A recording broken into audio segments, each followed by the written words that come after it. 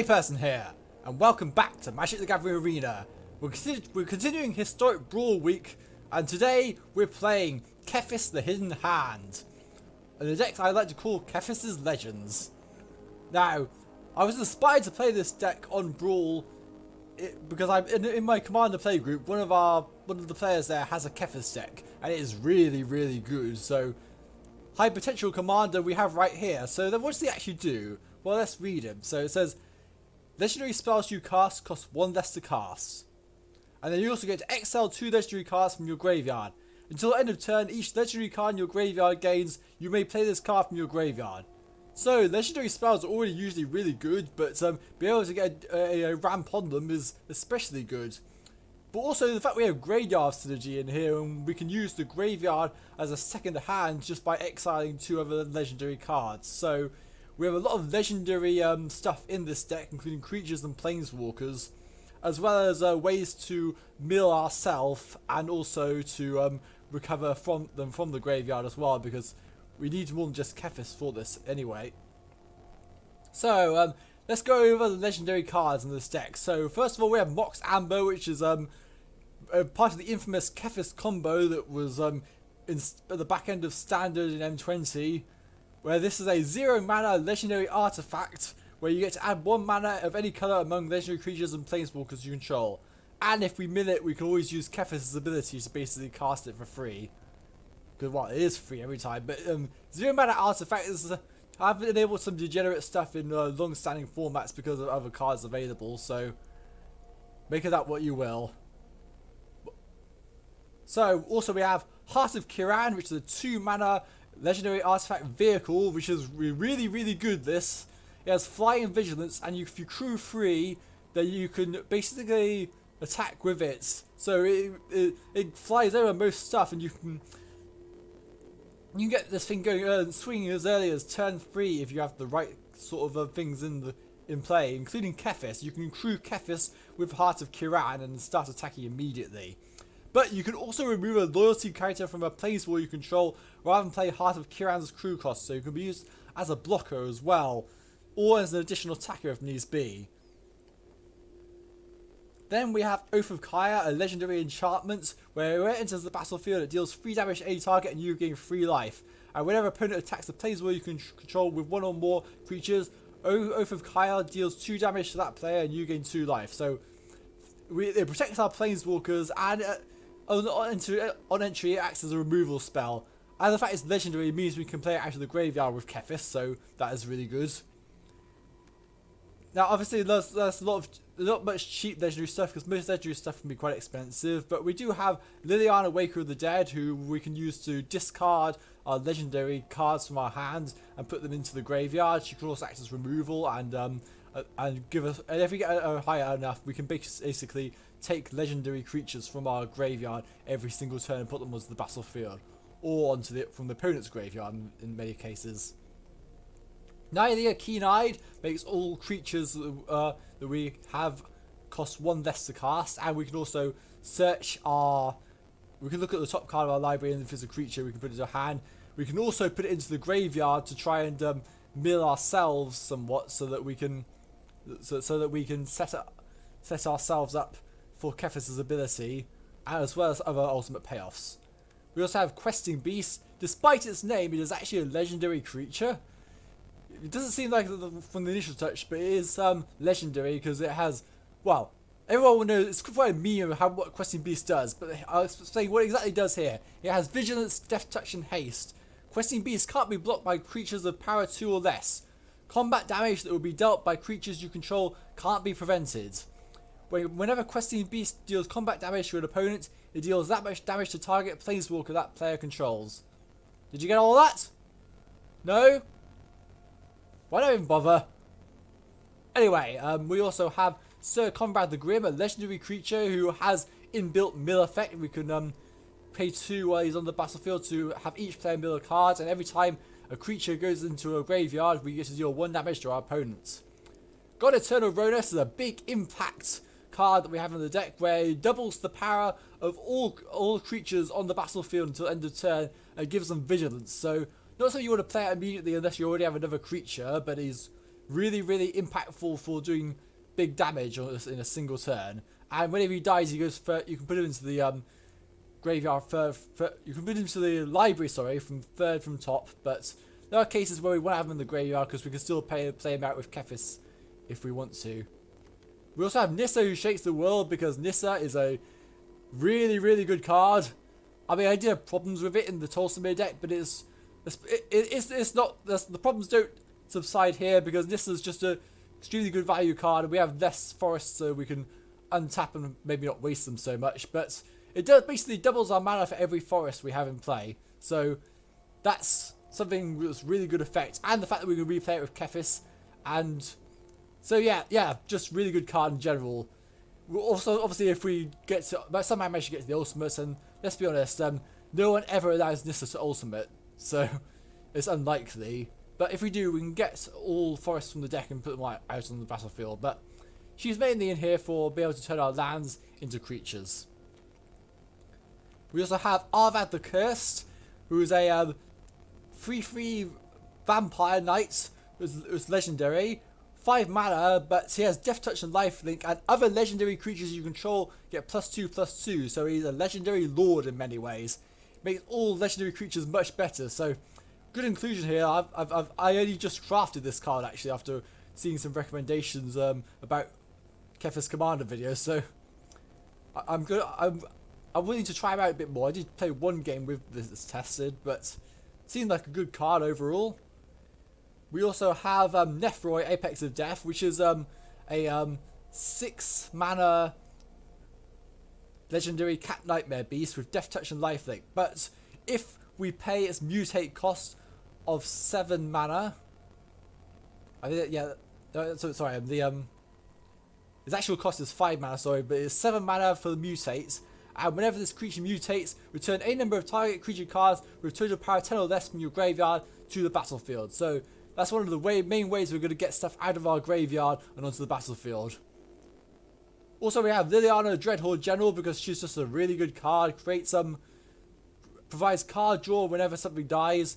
She creates zombie tokens, forces the opponent to sacrifice creatures, and if you get to ultimate, you basically win the game because your opponent will be down to just one land. They will pretty much lose everything they have. So yeah. But aside from that, it just provides excellent value consistently turn after turn. Restocks your hand in many ways. We have Bolas' Citadel, and another one of the win conditions, a legendary artifact, where you may look at the top card of your library at any time, and you may play lands and cast spells from the top of your library. If you cast a spell this way, pay life equal to its converted mana cost rather than pay its mana cost. If we have a lot of life, we can pay a fair amount to just amass this massive board and hopefully push the game from there, but it can be a double-edged sword, and you can easily lose the game from it. We also have Kogla the Titan Ape, a 7/6 6 mana legendary creature. When he enters the battlefield, he fights up to one target creature you don't control, and whenever it attacks you, get to destroy a target artifact or enchantment the opponent controls. And we don't have any humans much in the deck to actually make use of its last ability, but it's just a really good fight ability, and that's why I like this card so much.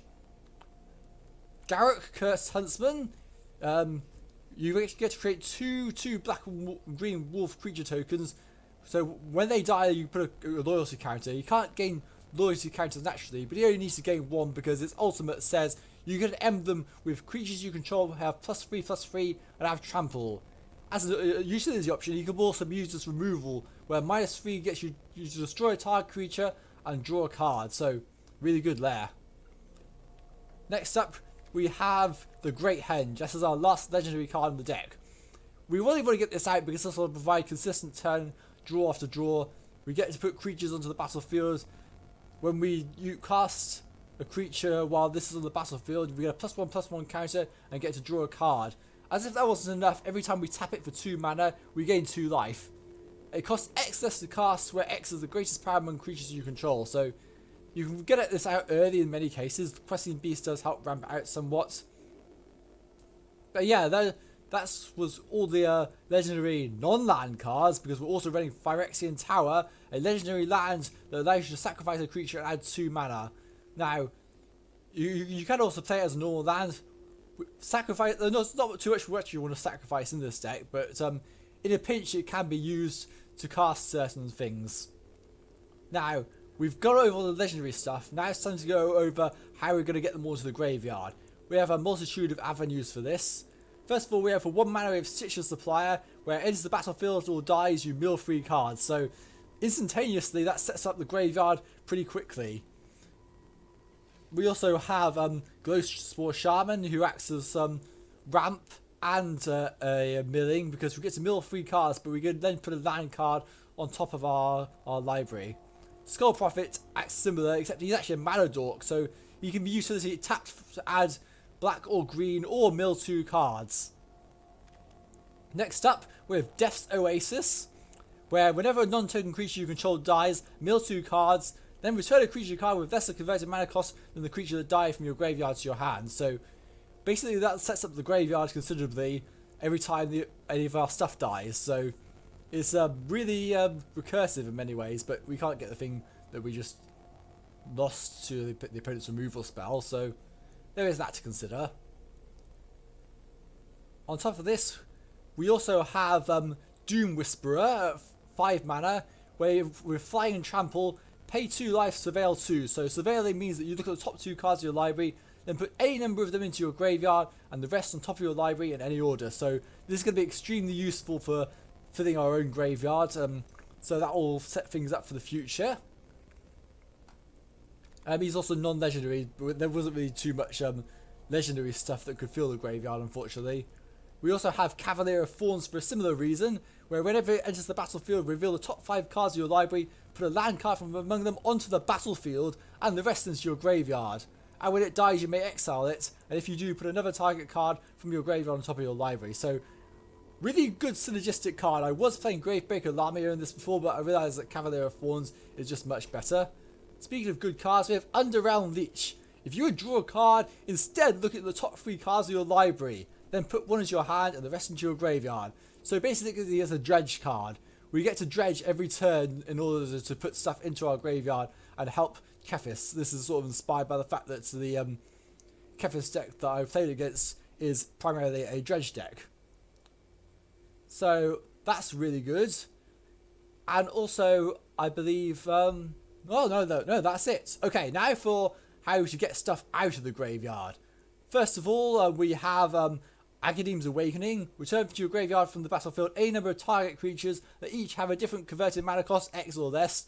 Ridiculous card. I've not really... We can also use it as a land if needs be. We have other avenues for returning stuff anyway.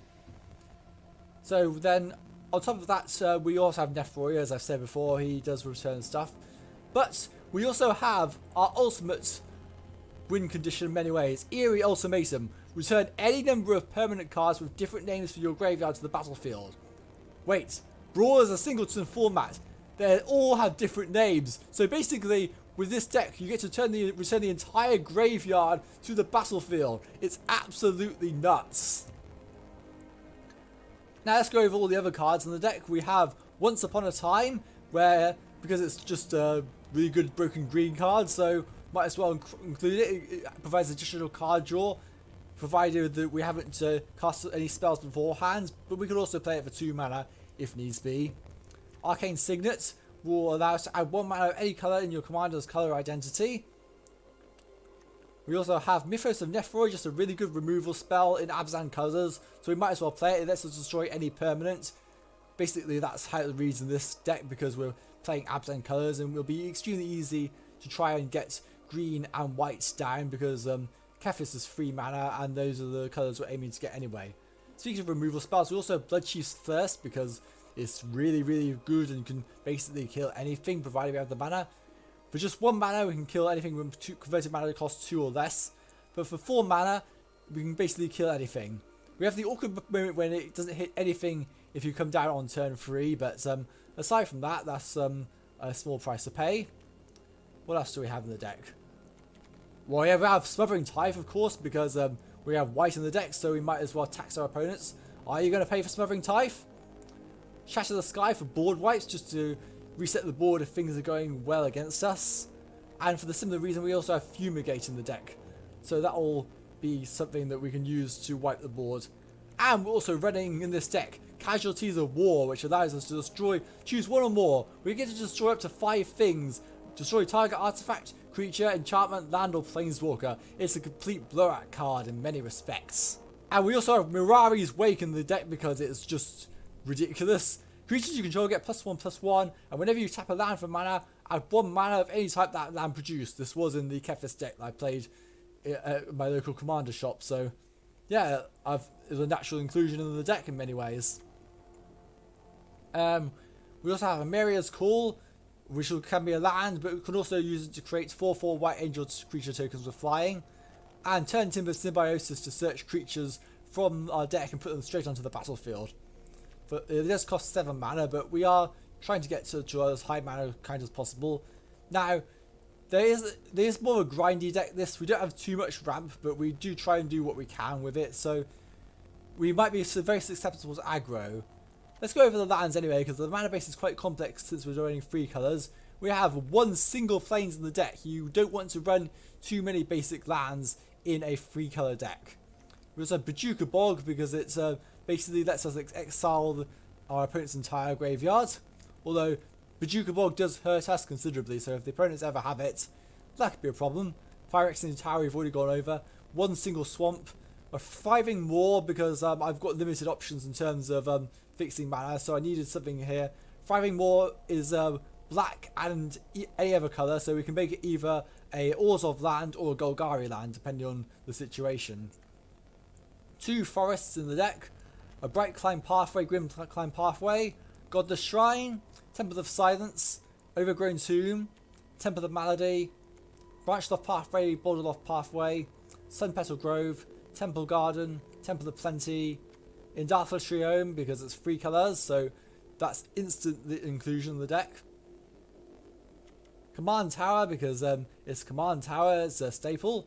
Evolving Wilds, Fabled Passage, Mobilized District. Now this is an interesting inclusion in the deck. It's a colourless land, but for 4 mana it becomes a 3/3 citizen creature with vigilance until end of turn. Well, that's still land. This ability costs 1 nest to activate for each legendary creature and planeswalker you control. So this basically can be on the cheap an extra creature that might allow us to push the game. And last but not least, we have Terramorphic Expanse to just fetch remaining lands out of the deck. So yeah, that's Kethis' Legends. I've done a considerable amount of tweaking to this deck, and I may not be entirely happy with the result I have at the moment because there are still other cards I wanted to squeeze in somewhere, like Shalai or something, but we will go with what we got. So let's enter the arena.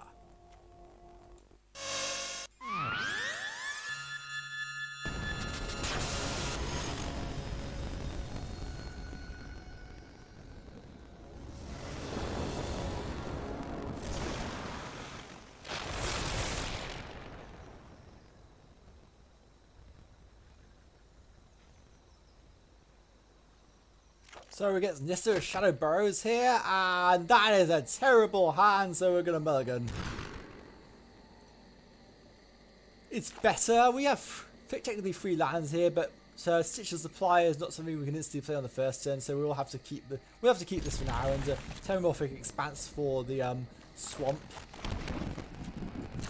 Now they are going to be able to recur a lot from their graveyard with Nissa, and as well as create a land army, so that's something to watch out for. Next turn we'll play Arcane Signet and use Stitch as Supplier from that.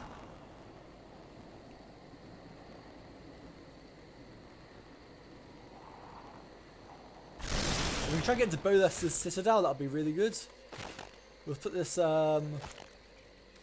forest down. Arcane Signet. Stitch as Supplier. We mill the Heart of Kiran and Liliana. I'm not quite sure if you can actually play the Heart of Kiran next turn. We're going to play a Skull Prophet, so we're also running that, of course. We'll put Temple of Plenty down. Ooh, Arvad, nice. Kethis coming down. And then we're going to go ahead and attack with Stitch's Supplier to see if we can try and fill the graveyard a bit more. They don't take the bait, so unsurprising.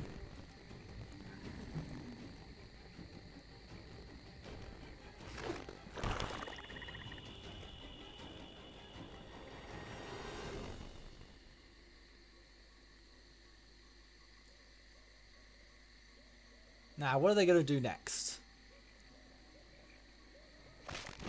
Scoot Swarm.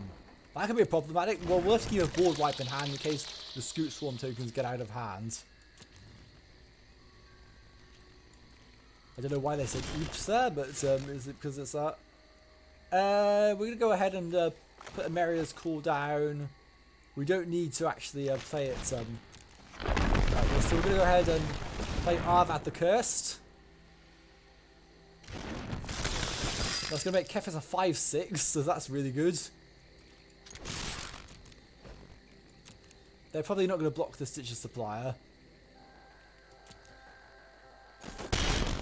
Now we can play Bolas' Citadel next turn and get considerable value out of it.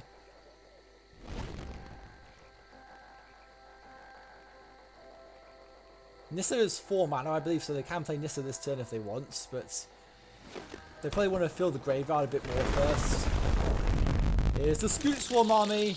Is this going to happen 2 episodes in a row or something? Be pretty funny if it did.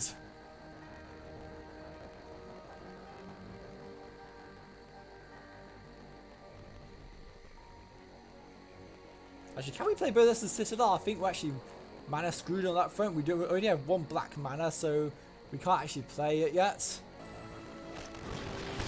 The Majesty is coming out, so I can provide them card draw whenever they start getting stuff down. Fire Extreme Reclamation.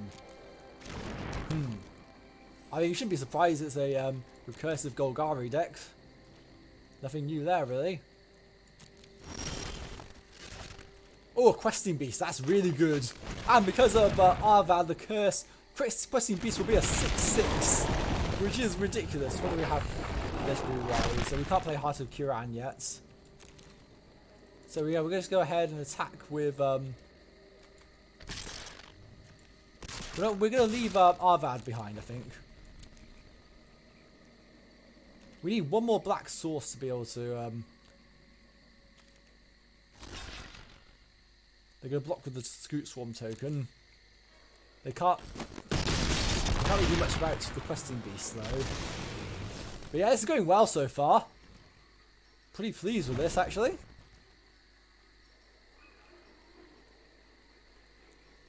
If we get 1 more black source, we can cast Bolas' Citadel, and then things will get ridiculous in many ways. At least I think so, anyway.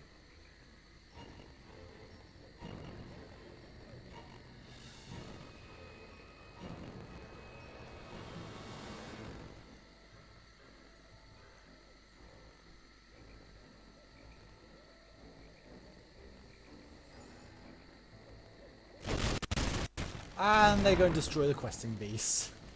That's a bit annoying. But it's quite unsurprising.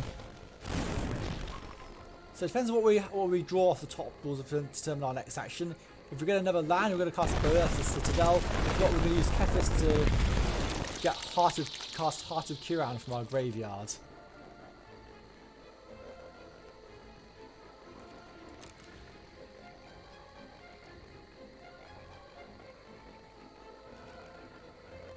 In fact, I think if we do that, yeah, okay, we're going to use a Kethis to exile Liliana and Questing Beast from our graveyard and cast Heart of Kiran, which we can then crew Arvad with. And then, because of Arvad's ability, he'll have flying, and we can basically win the game from there, hopefully.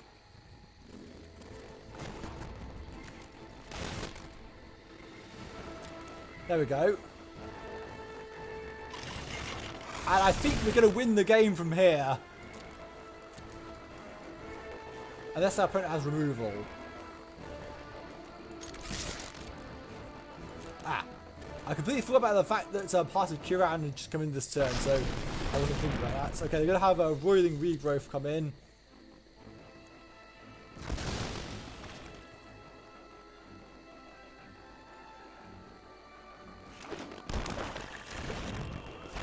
Swarm's going to create additional tokens.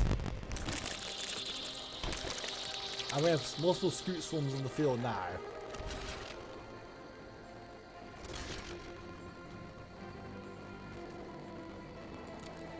That's okay.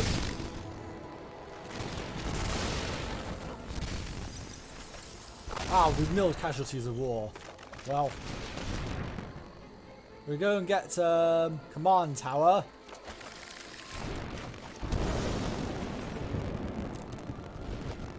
Now, we are wide open to attack here, so it depends what happens here. What have they got in their graveyard? Not a lot, to be honest. I think we've been winning the graveyard war considerably.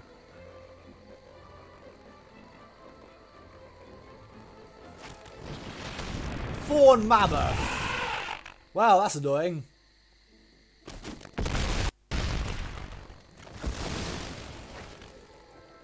Okay, but I think we just put Bolas the Citadel down and I think we win. Because we can pay a lot of life, then cruise something with Heart of Kiran to basically swing in for game. So let's cast Bolas the Citadel. Hey, play Garruk. Open fire. And they concede. Yep, not surprising from there.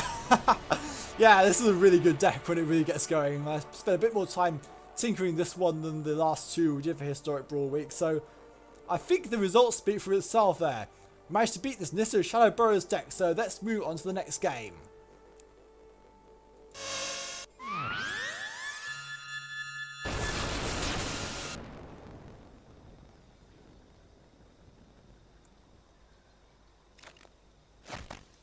Oh boy, we're against a Nicol Bolas deck.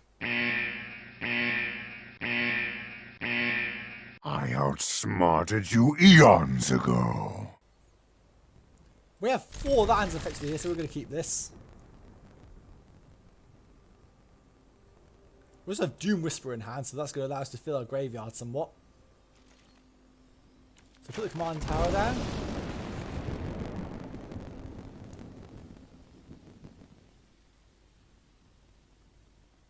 We need 1 more land to be able to cast Doom Whisperer. Or an Arcane Signet, that works too.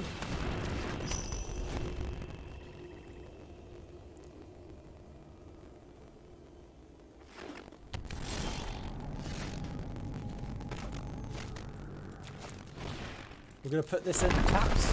Ghostball Shaman comes down to mill us. Great Henge got mills, but we can potentially cast it with Kethis. If possible, we do need 2 other legendaries in the graveyard, so maybe when we get Doom Whisper out next turn, that'll help.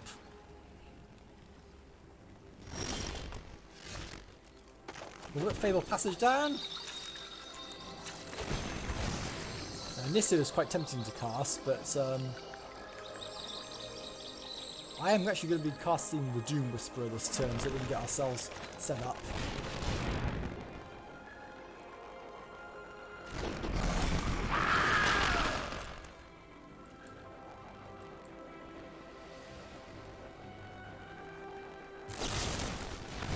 And we're going to use the ability now because they've also got a Heartless Act.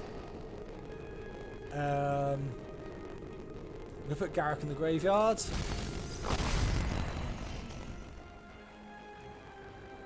And we need Mirari's Wake on top. So our Surveil Engine didn't really go much, but I think Doom Whisper is a good fit for this deck because we want to get stuff into the graveyard. Unfortunately, Nicol Bolas has a lot of removal, so we have to be really careful about that. So basically, every turn they can get, and we get to discard something, don't we? We'll have to discard Arvad. And then let's cast Mirari's Wake. And attack with Glowspore Shaman.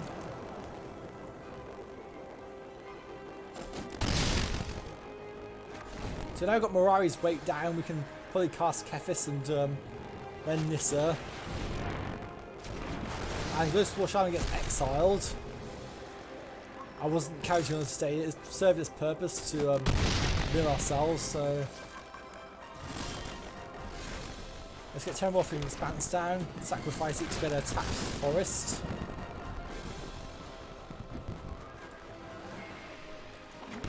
Cast Kethis.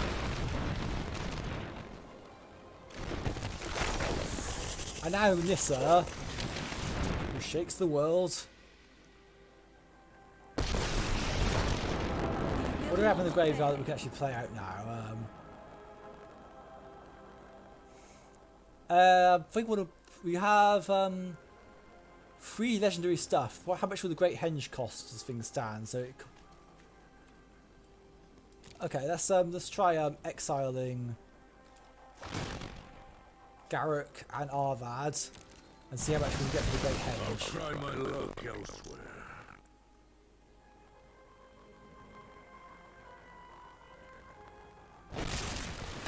Oh, come on. Okay, we definitely don't have enough now. Yikes.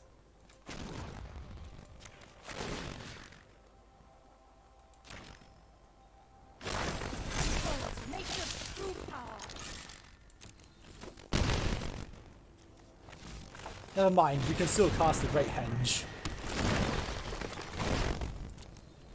Now Nissa's probably going to get hit this turn by Nicol Bolas. Mirari's Weight really helping get us out of the Great Henge, so you can see a lot of pieces in this deck are working to help make others easier. Even if they do see like a random bunch of cards jumbled together, they're all a bunch of good cards, really. Yeah, I kind of expected that. Fortunately, Mirari's Weight should make up for the lost and fall of lands. Because I feel like Mirari's Weight does make Nissa a lot better. They're going to attack us, not Nissa then.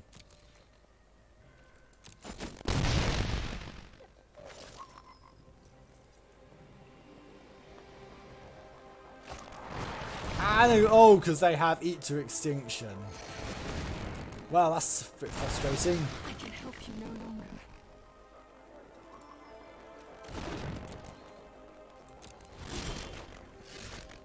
In terms of science, let's just get this down and scry a bit more. Mox Amber, pretty good. But since that's too late. Kethis comes down. Drop Mox Amber.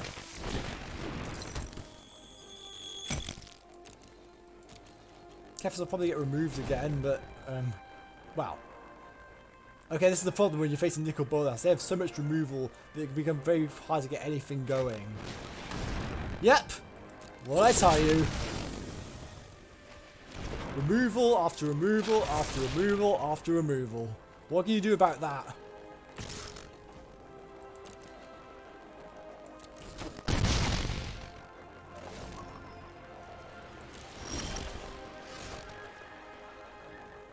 So, we'll go ahead and pay 2 because we'll get 2 back from Great Henge.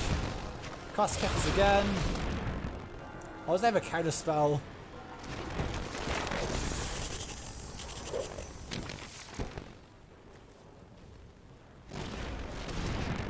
Oh, bummer. We still get the card draw though, so that's good.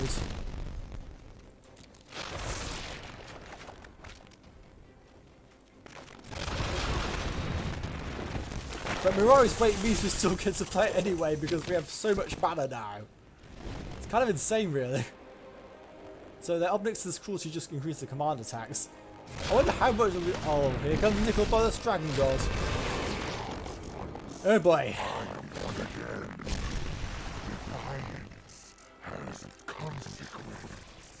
We could really do with something like Eerie Ultimation so we can put it in the graveyard. Ooh! We beat a Bolas deck with Bolas' Citadel. We only have 9 lives to be fair though, so no, because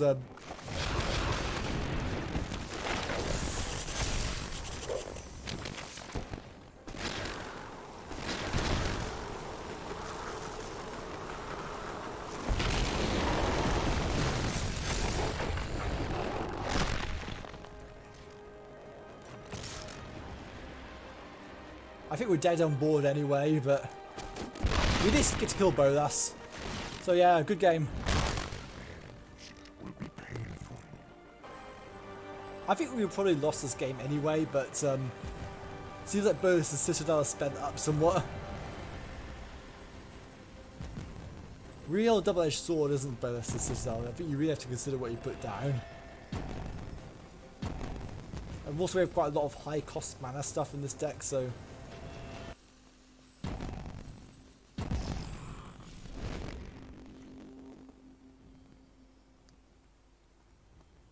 Look, you're a 4/4 flying dragon, I have 4 life left. You attack, you win. It's as simple as that.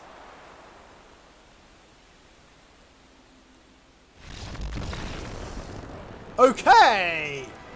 But if you attacked, you would have won! I do not deserve to win that. What are they doing? Why did you concede? What? What?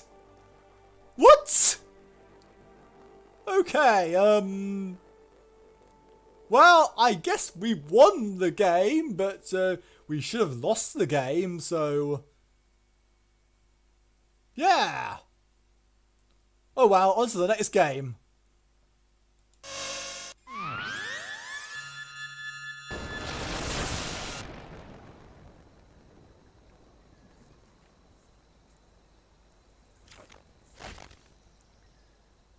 On to the final game where we get Zacama, Primal Calamity, but fortunately we are going first, so we're going to go ahead and put the Godless Shrine down and cast Stitches Supplier. So that's going to set our graveyard up first turn.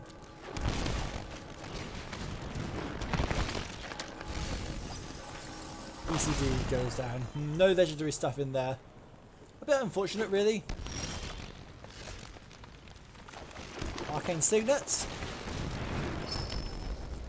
I'm swinging with a Stitch Supplier. We have Eerie Automation in hand, which is really nice. Liliana come in.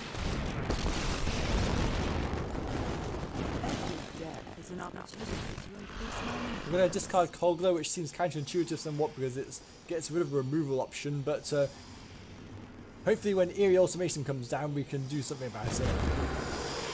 We're doing things my way. As you can see, Liliana is a good card. I just think back to the mono black discard deck I made for the collaboration wasn't good enough.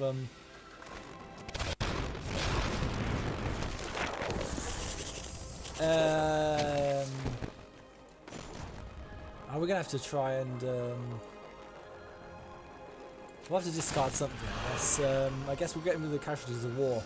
I need to get rid of all my removal. We might come to regret it later on, but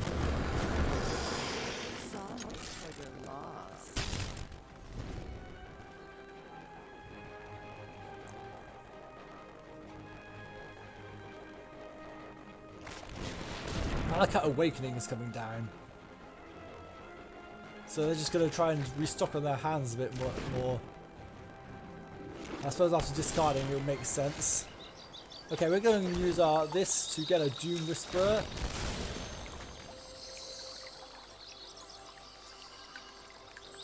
Can we get a Doom Whisperer? Yeah, I think we can actually, yeah.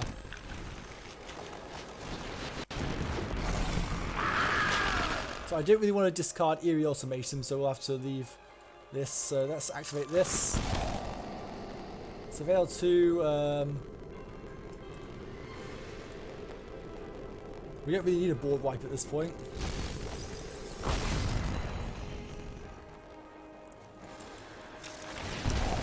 See what we can find off the top that we can then discard. So Mobilize District and Smothering Tithe going in. So no, are you going to pay for Smothering Tithe today?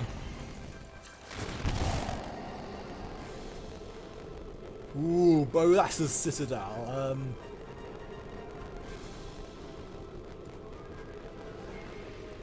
I've completed the Mox Amber on top so that we can then discard that and then play it potentially.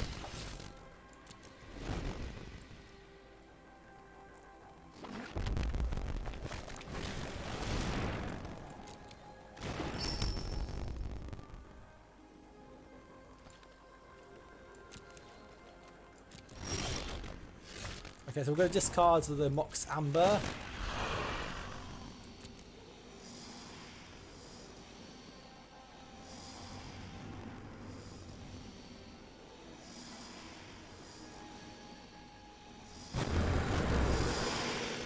Use Doom Whisperer's ability. We have to leave that on top, I think.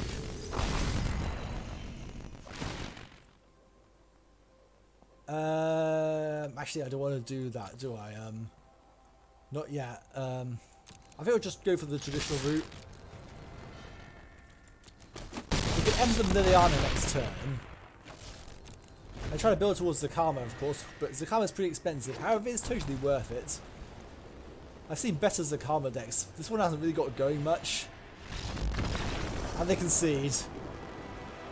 Well, that was a bit unfair on my opponents, but I suppose we won. What I would have done next turn is use the Liliana's -7, and we can then put stuff on the battlefield every single turn.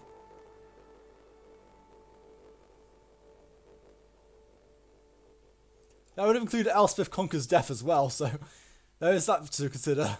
Anyway, that was the last game of the episode, so it's on to the wrap-up.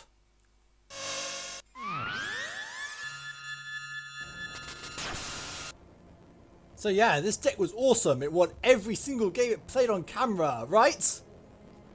Not entirely true. I'm going to say here that actually what happened was when we were doing recordings, there are 2 games I left out against an Lend of the Dusk Rose and Feather the Redeemed deck, which would be, that last one would have been cool to include, but I just felt they were so one-sided in our opponent's favour, it was really not worth including them, so I decided to skip them over. But yeah, this deck is actually pretty good when it gets going. It has a lot of high-cost stuff, and that can be kind of awkward at times, but you'll often see how powerful this deck can be when things are going off. Now, there are other things you could include in the deck. I did mention earlier.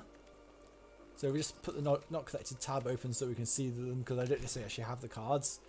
We have Shalai, Voice of Plenty, where we give everything hexproof. So that's really good. We also have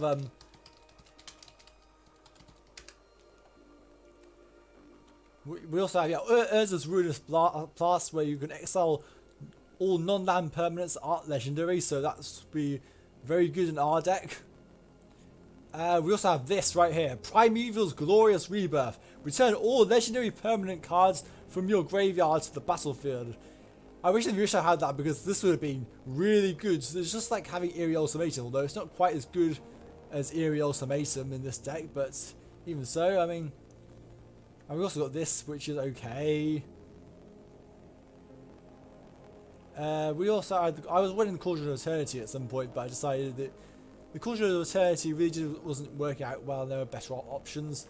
I also looked at Yawgmoth's Vile Offering, but I just found Elspeth Conquers Death synergy with Garruk, in how you can basically make Garruk instantly ultimate by the 3rd stage of Elspeth Conquers Death.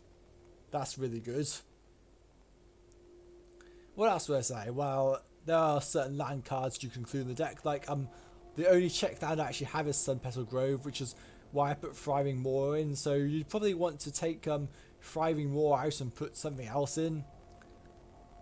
I got too many legendary lands on Arena. You can also look at the transformation lands on transformation lands from Ixalan. So I feel like I look at legendary land. So I'm looking at stuff. Of course, put the not collected tab open. So I'm looking at stuff like Journey to Eternity, where when enchanted creature dies, return it to the battlefield under control, then return Journey to Eternity into the battlefield transformed under your control, so it becomes a land. So that is really good. So yeah, stuff like that would help for the ramp of this deck, but I unfortunately did not have the required card. Okay, so I think we're going to go ahead and wrap it up here. Tomorrow will be the final episode of Historic Brawl Week, and then after that we should be doing the second part of the collaboration of Camembert Run, but I don't quite know about that yet. I'm still trying to get some two-person recording sorted. I've just about managed to get one person sorted on this computer anyway. So yeah, thank you for watching this video. Please like the video if you enjoyed it. Please share this with your friends so we get more people watching it.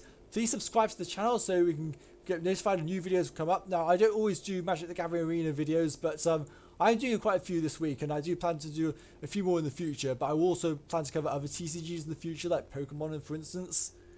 So yeah, for that reason, also hit the notification bell so that you can stay up to date with new videos. I may do some regular gaming videos as well. I have games. I do game a lot on console. Well, before I started playing Arena a lot, that is. Anyway, also follow me on Twitter at GeneticAperson, or one word. Thank you for watching. I've been A Person. Goodbye.